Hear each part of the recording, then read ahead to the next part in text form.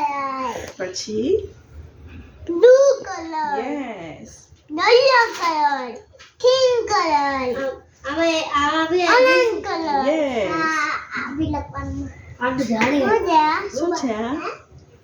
આ દોરે હાથવાળું છે વાહ વાહ કયો કલર છે વાહ નહીં દીકરા હા વાયોલેટ કલર વાયલેટ કલર ચલો આ કયો કલર છે સાથે સ્ટાર્ટ કરવાનું